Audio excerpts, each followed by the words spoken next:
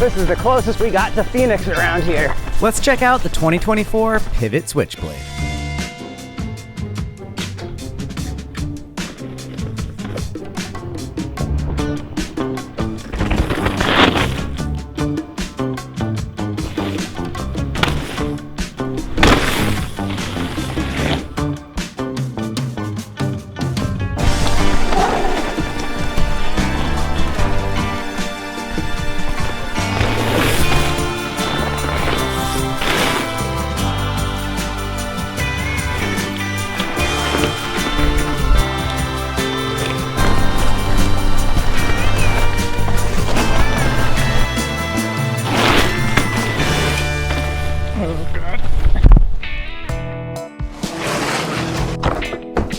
One pull. Wish my chainsaw started that easy. Before I do pull out this new Pivot Switchblade, I want to give a huge thanks to my friends at Jensen USA. Jensen is a top online retailer in the United States of America, and they just took on Pivot Cycles.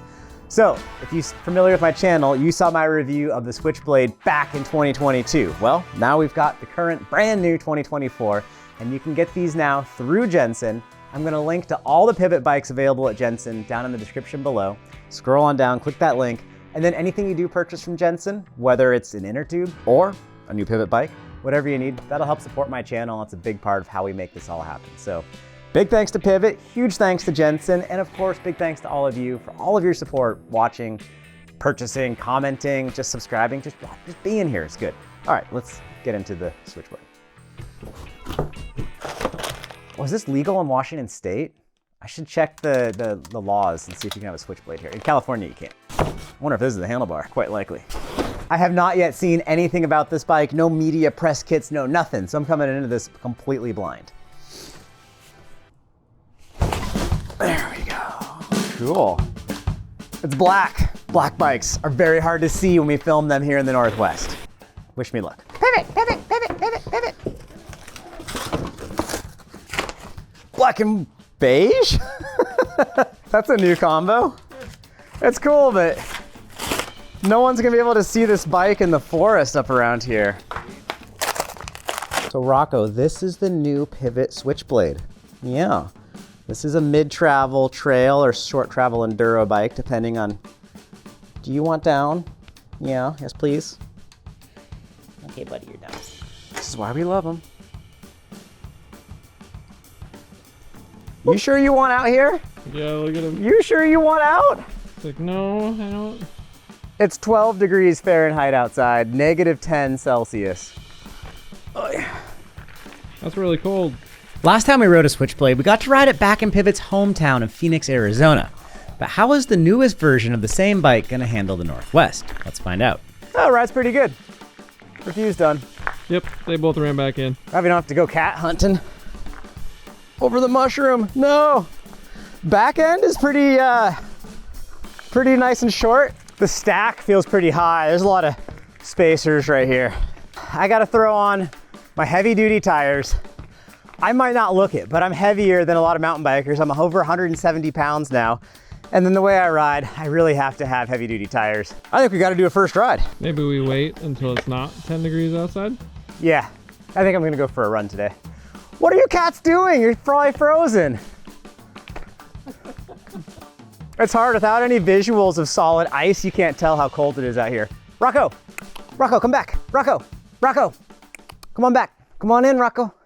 It's cold though, buddy, it's cold. Enduro bikes have been getting a lot of hype recently, but just like I whined about in my last video, many of us are not nearly gnarly enough for enduro. What we actually ride are simple trails. Departing from 170 and 180 mil forks and head tubes so slack they've never worked an honest day in their lives, enter the 160 millimeter chassis. What used to be the travel segment we'd only use for steep trail bashing is now dialed for all-around mountain biking. Yesterday's 140 millimeter bike is today's 160, sort of. A lot of brands have been mixing 160 millimeter 36 forks with mid-140 travel frames, such as the Ibis Ritmo, the Orbea Occam, and the Yeti SB140. These bikes do great in a wide portfolio of trail situations and are great investments for today's higher speed, modern day mountain bike trails.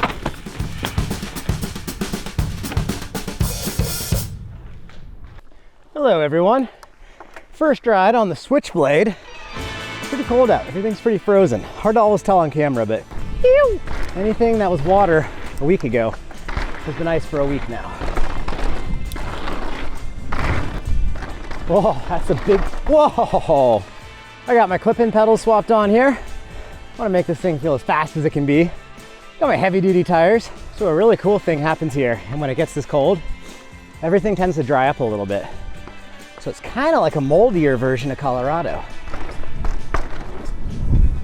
At this point, Pivot Cycles needs absolutely no introduction. The brand was founded in 2007 and today is one of the top medium-sized manufacturers.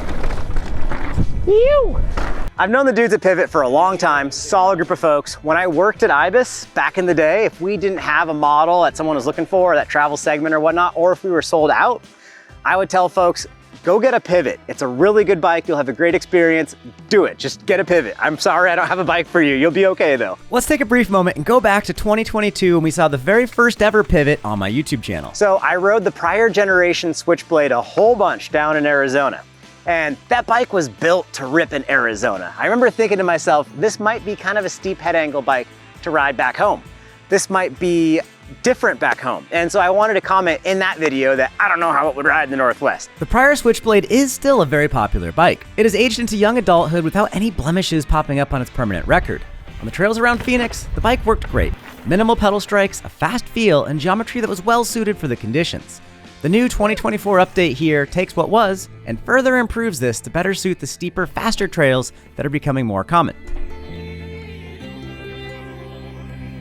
Chris Kokalis, had a phone call with him. He was telling me that they would often test the Switchblade and the Firebird back to back, and Firebird to them would always seem more fun because it was always more stable and better suited for those gnarlier test tracks that they were using. This is mostly like suspension testing stuff.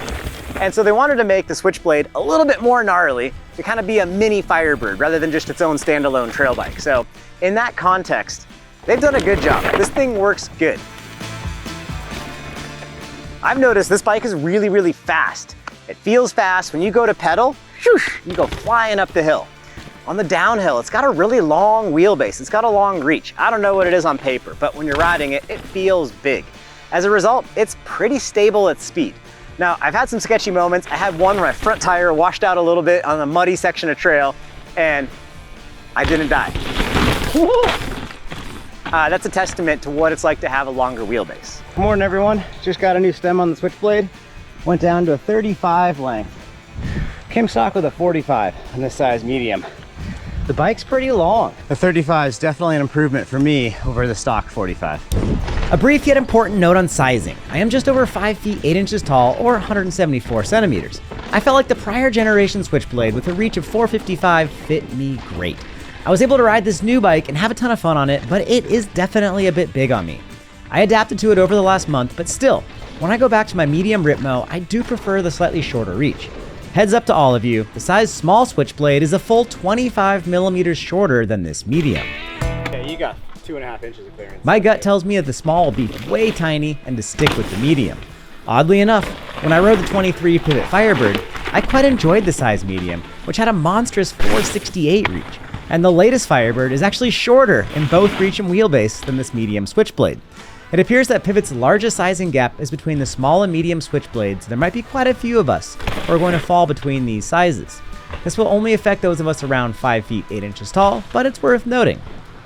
Now hopefully all of you can comment down below to help motivate Pivot to swap out the Switchblade for that new Firebird. That thing looks amazing. The back end is really, really short. It's easy to get into a manual. For me, it's a little harder to do some of the manual tricks over the bumps and stuff. I could say this all day and you guys would think it's a huge deal, but in reality, it works awesome. But it is a shorter back end than what I'm used to, and it's also a pretty long feeling front end. I just rode my Ripmo 2 days ago and my hardtail back to back, and coming from those back to this, it was interesting. Just the Ripmo has such a distinctly different feel to this guy, and that's good. We need options like that. On the steeper trails, the longer wheelbase helps when things are sketchy. On the flip side, when you gotta fit your bike into a weird spot, it's a lot of bike to fit. I noticed that on awkward technical climbs too. But when you're going fast and you have some jumps to do, that also kind of benefits you.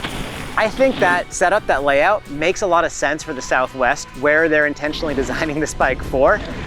Traction down there is, in my opinion, more predictable than traction around here. We'll have amazing tacky berms, and then all of a sudden, it's just soggy, soft, slippery stuff with wet roots. So it's a little bit less predictable. The loose over hard pack, to me, I don't know, I just feel like it's either you have all the traction or none of the traction, and you can generally tell before you get to it. Having a setup like this works really, really well for that kind of a terrain setup. I'm really thankful that Pivot picked the suspension curve they did. I don't bottom this thing out way too much or anything like that. I'm gonna experiment later on with doing a little bit more volume reduction front and rear, just because I do send things a little bit and I do over clear because I'm a hack. And it'd be nice to have just a tad more support, but this is totally close to, it's really, for a stock bike, they really hit the nail on the head with tuning that. Top of the stroke on the rear suspension, it's a little bit firmer than like the Ibis Ripmo that I was talking about a minute ago. The Ripmo is actually a little bit plusher, especially with my Cascade link. The Stumpjumper Evo is maybe a little bit plusher up top with that setup. Not a huge difference, but it's subtle. When you go to pedal and accelerate, you can feel that this bike jets up faster, more quickly, with more enthusiasm, and that's good.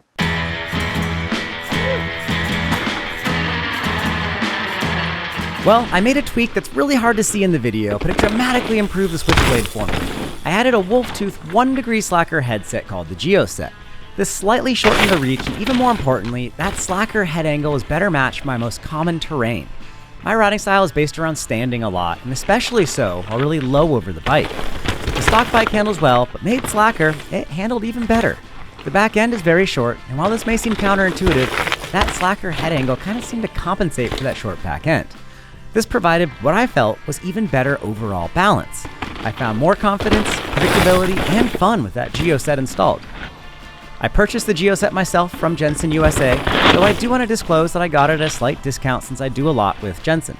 Anyhow, I'll drop a link to both the GeoSet and a bunch of 35mm length, 35mm clamp stems, all in the description below. So what's the final verdict? The Switchblade's recent developments are all for the better, even if I do kind of fall between sizes. I am happy to recommend this bike if you're looking for something that pedals really well, is easy to get the front wheel in the air, and is simply a well-sorted, all-around modern mountain bike. The Ripmo seems to fit me better, but after 5 years since the last big updates to that Ripmo chassis, I was certainly quite excited to try something different. I haven't ridden the Firebird since 2022, but I honestly remember that thing being just a little bit better suited to my taste than the Switchblade. Go figure, because they're both pretty similar bikes. Maybe I've just changed. Big thanks to Pivot for loaning me this bike. Also, huge thanks to Jensen USA for sponsoring the video. Hit that link down in the description to learn all about the new Switchblade. Also, thanks to Shimano for sponsoring my YouTube channel. Big thanks to Logan and Riley for both of their help in filming this. And finally, if you've enjoyed this video, please do hit that subscribe button down below. Peace and wheelies, everyone.